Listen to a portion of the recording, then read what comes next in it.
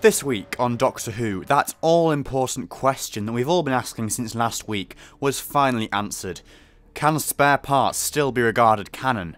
Thankfully, as I'd hoped last week, this concern was addressed in a line of dialogue. It was a blink and you'll miss it moment, which admittedly I missed on first watch.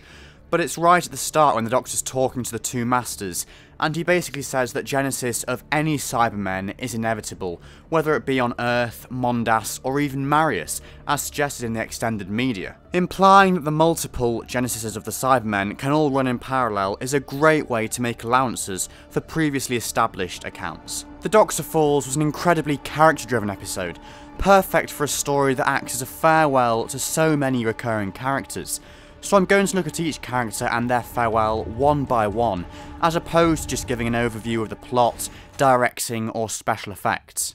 I'm going to begin with Nardole and basically just work my way progressively through to the more significant farewells. But that's not to say that Nardole's arc has been any less important though. I'd like to take this opportunity to praise Matt Lucas's performance across Series 10. He really has brought something fresh and exciting to Doctor Who. Impeccable comic timing, but also some superb straight acting. He has been anything but the two-dimensional comic relief character that Missy branded him last week. It was so delightful to watch him taking the lead, becoming a Doctor-like figure in his own right, and generally just being quite heroic. And I think after a whole series of keeping the Doctor in check, he deserves a little bit of romance, don't you? It was lovely to see a relationship blossoming between him and Hazran, and I found it fitting that his character arc was rounded off with a little bit of indulgence and independence. As ever, John Simm was exceptional as the Master. In particular, I enjoyed seeing a slightly more toned down, but still completely brutish take on the character. If you've seen my character analysis of this incarnation, you'll know that at times I found his insanity a little bit off-putting in his RTD era episodes, so I'm especially pleased that Simm, as an actor, got the chance to give a slightly more traditional, or should I say old school, performance as the Master. That said, there were plenty of nods back to his RTD era days. The laser screwdriver, a reference to his fate on Gallifrey after the end of time, and the chance to push another weakened Doctor around in a wheelchair. The dynamic between Simm and Gomez was just as fantastic to watch as I'd anticipated, if a little bit too driven by innuendos at times. I really felt the pair embodied the fundamental nature of the Master, something you'll already have heard me babble on about if you've seen my two character analyses.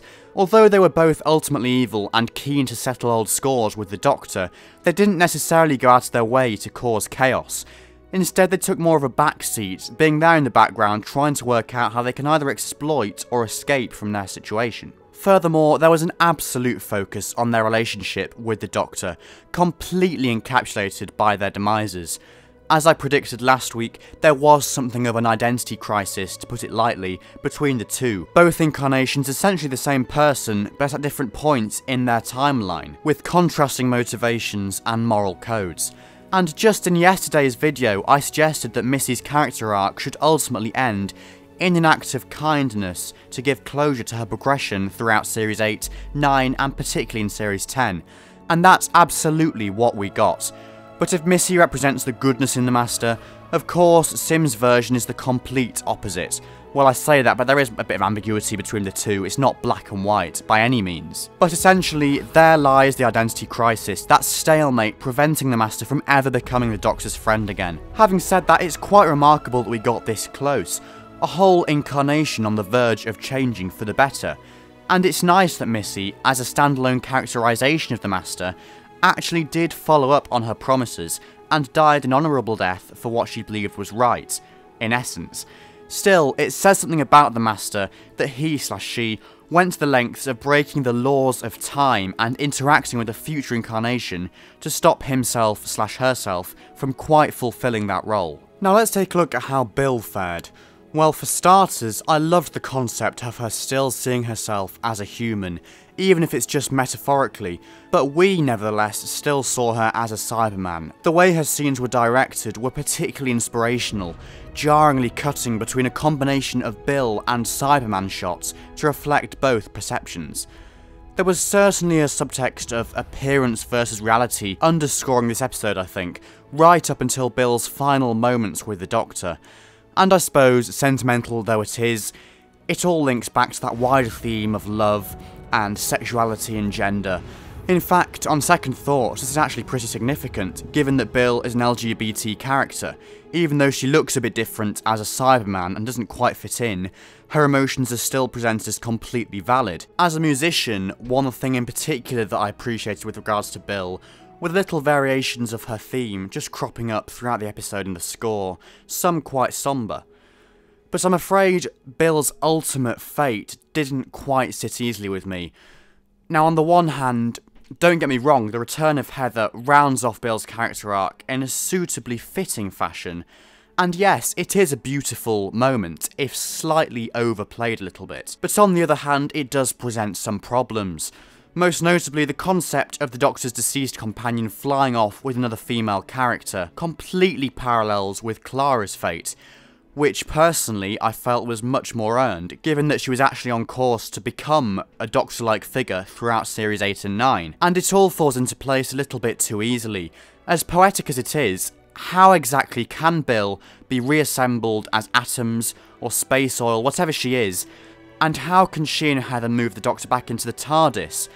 But beyond that, my biggest gripe with the whole thing by far, regardless of Bill or Heather's sexuality, it's got nothing to do with that, so don't hate me for that reason.